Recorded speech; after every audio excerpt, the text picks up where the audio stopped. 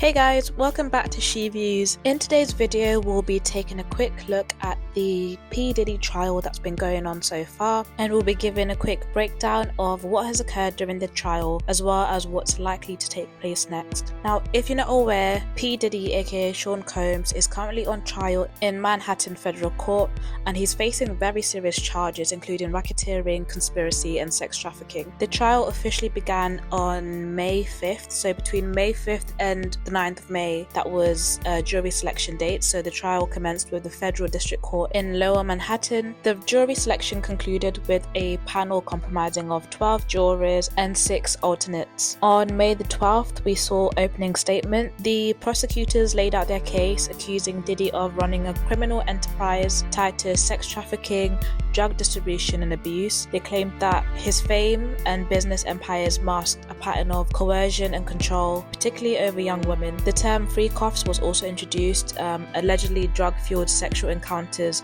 orchestrated by Diddy. The prosecutors stated that these freak-offs were often filmed and used to manipulate and intimidate the women involved. The singer Cassie Ventura, Diddy's ex-girlfriend, was also named as a key witness. Prosecutors outlined that she basically faced years of alleged abuse, saying she would provide direct testimony about being controlled, drugged and coerced into sexual acts. On the other side, we had Diddy's attorneys acknowledge that his relationship were imperfect but consensual. They portrayed Diddy as a flawed man with high temper, or has a temper, and not a criminal mastermind. From May 12th to May 16th, we saw Cassie Ventura's testimony. Cassie took the stand for 4 days. In an emotional and detailed testimony, she spoke out about the decade of long abuse that she received from P. Diddy while they were in a relationship. She described being beaten, isolated, and psychologically manipulated. She further claimed that she was forced to take drugs and engage in sex acts with male escorts while Diddy watched. She said this happened regularly and she felt like a prisoner. She did give graphic examples of this, which we're not going to go into as they were quite disturbing, so we'll leave it as that. She accused Diddy of filming these encounters to maintain control over her. When cross-examination began, the defense questioned her motives, implying that Cassie stayed in the relationship willingly and may have ulterior reasons of testifying now. And just to go back, we do need to remember that Cassie did start a lawsuit and P. Diddy settled within 24 hours. On May 19th, we saw a testimony from Dawn Richards. So Dawn is a former Danity Kane member, and Danity Kane is a band that was formed by P. Diddy. She testified about witnessing P. Diddy's violent acts towards Cassie, including an incident where he attempted to hit Cassie basically with a pan. Dawn also spoke about a time she was locked in a room by P. Diddy and basically received multiple death threats from him. During Dawn's cross-examination, a lot of inconsistencies were revealed. For example, she previously told prosecutors that she had never seen P. Diddy do any sort of drugs, including cocaine, but then testified in court that she had. Dawn blamed the inconsistencies on misquotes from her personal attorney, with the defense concluding their questioning by emphasizing that Dawn Richard was simply seeking money in a civil lawsuit that she filed back in September 2024. From the 20th of May to May 23rd, there were multiple witnesses that basically took on the stand. The witnesses included makeup artists, male escorts, just testifying about their observation of P. Diddy's actions towards Cassie. 2 of the escorts testified that they were paid by P. Diddy to participate in sexual activities. Rapper Kid Cudi also took the stand, and he alleged that P. Diddy orchestrated a firebombing of his car in 2012. This was all due to Kid Cudi's alleged romantic involvement with Cassie. He also mentioned a break-in that took place at his house, saying that Cassie had called him in a panic back in December 2011, saying that Sean had discovered they were in a relationship. Kid Cudi said when he arrived back to his home, he's found his security cameras had been altered, Christmas presents that weren't opened had now been rifled through, and his dog was locked in a bathroom. During cross-examination, the defense alleged that Mr. Cudi had in fact left his door unlocked and there were no signs of forced entry or damage to his property. And regarding the firebomb, they stated that DNA was taken from the scene and no one has ever been charged with setting his car on fire. The defense also made a comment about both Kid Cudi and P. Diddy being played by Cassie. to which Kid Cudi agreed and said yes, which caused an online frenzy because a lot of people were confused as to whose side he was on. Moving on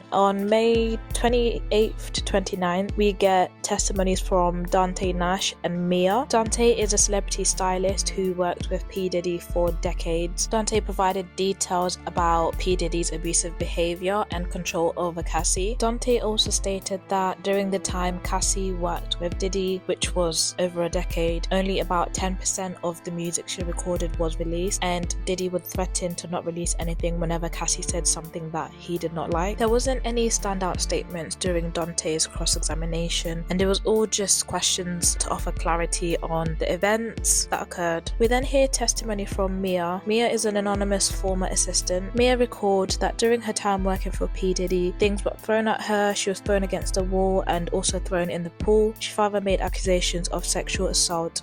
During cross-examination, she was asked about social media posts that she had made. One was a post of her thanking Diddy for being a good friend, with another her wishing him a happy birthday. These were posts made after the alleged sexual assault, and so the defense was just asking why she would post such things about somebody that had allegedly sexually assaulted her. Mia responded by simply stating that she did not want her family or friends knowing the misery that she was in.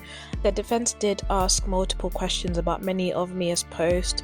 This was their main focus during cross-examination as a way to discredit her testimony. Between June 2nd and June 4th, the defense's case will begin, so the defense will present their case challenging the credibility of the prosecution's witnesses, arguing that their relationships were consensual. The trial is expected to conclude by July the 4th. In the meantime, we will keep you updated on the defense case once they start presenting this. So far, the prosecution side has made a very good case, and here are the strengths that we've noticed so far. They have presented multiple first-hand witnesses such as Cassie, Mia, etc. These testimonies have detailed about a decade of abuse, both physically and sexually, which has been corroborated by the video that leaked from the 2016 hotel incidents. The witnesses have also shown a pattern of intimidation, and then on top of this we have alleged cover-ups such as the hotel guard being paid $150,000 to destroy the footage of Diddy physically abusing Cassie. You've got witnesses who say that freak-off parties were well organised and facilitated through the bad boy staff and resources. So far it looks like the prosecution has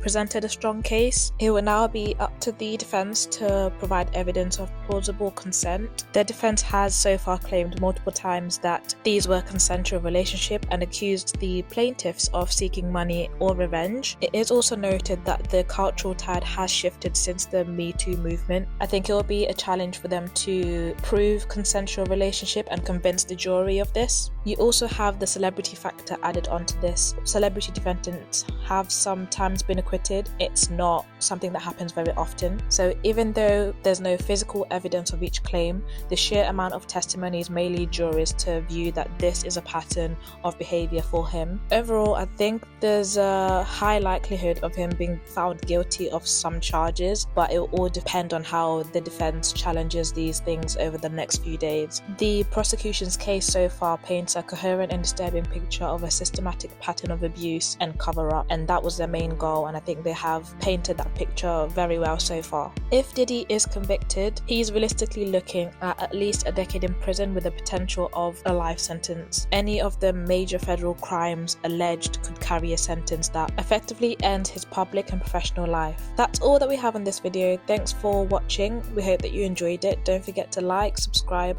and comment. Let us know your thoughts on the trial. What do you guys think of this so far? Do you think the prosecution has done a good job so far? Have they missed something? Let us know your thoughts. We would love to hear it. Thanks for watching. Bye.